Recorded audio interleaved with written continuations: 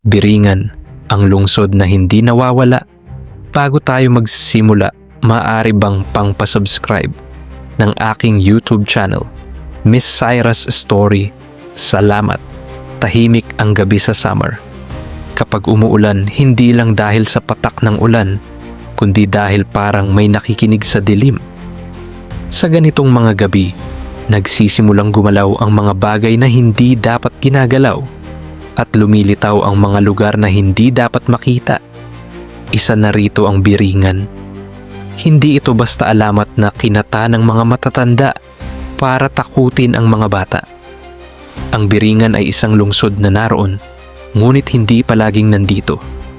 Isa itong lugar na umiiral sa pagitan ng mundo ng tao at ng mundong hindi kayang ipaliwanag.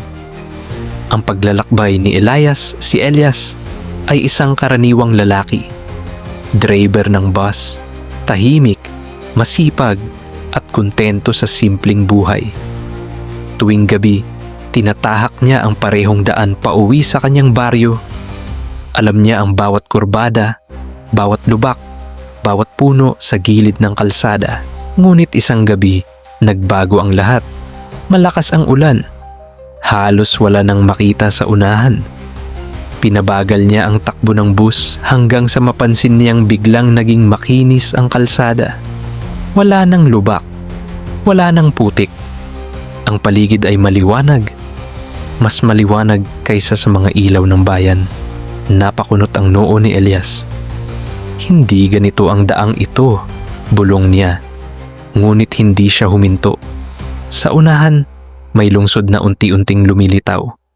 Matatayog na gusali, malalawak na kalsada, at mga ilaw na tila walang pinanggagalingan. Wala siyang narinig na busina, walang sigawan, walang ingay, tanging isang kakaibang katahimikan. Huminto ang bus sa isang malawak na terminal na wala siyang matandaan na dati naroon.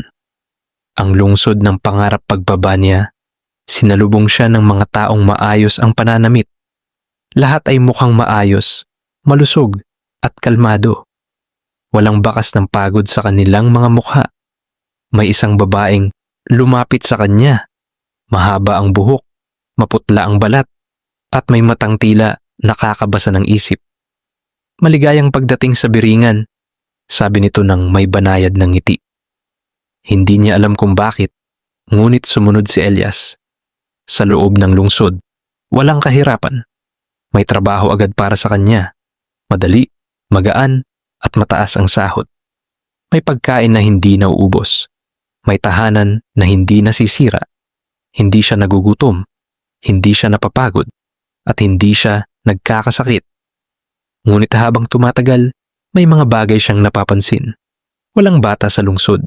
Walang matatandang mahina. Walang orasan. At higit sa lahat, walang salamin. Kapag tinatanong niya ang mga tao kung anong araw na o kung gaano na siya katagal sa biringan, pare-pareho ang sagot nila. Hindi mahalaga ang oras dito. Ang unti-unting pagising. Isang gabi, habang naglalakad si Elias sa lungsod, nakarinig siya ng mahinang iyak. Hindi ito malakas. Parang hangin na may dalang alaala. Ngunit pamilyar ang tunog. Ay, Nay. Napatigil siya. Ang tinig ay galing sa isang madilim na eskinita. Isang bahagi ng lungsod na hindi niya pa napupuntahan. Doon, nakita niya ang isang batang lalaki. Marumi, gutom, at nanginginig.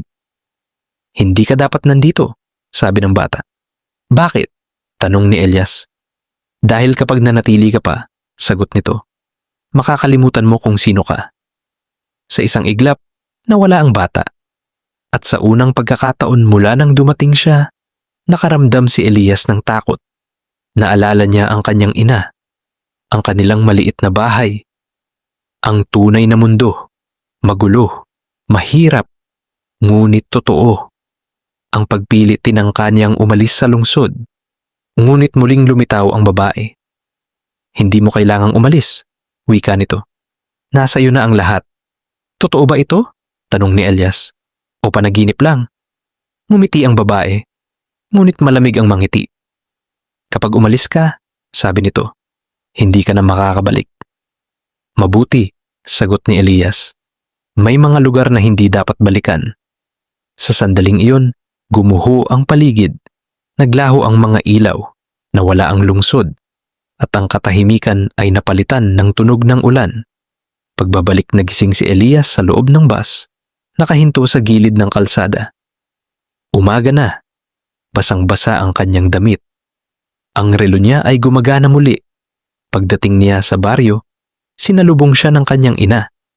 Iyak ng iyak. 3 araw lamang siyang nawawala. Ngunit sa kanyang buhok, may mga hiblang puti na hindi niya matandaan kung kailan tumubo.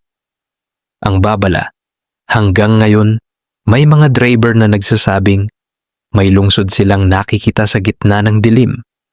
Isang lungsod na maganda, tahimik, at tila perpekto. Ngunit tandaan mo ito, ang biringan ay hindi nawawala. Ikaw ang nawawala kapag pumasok ka.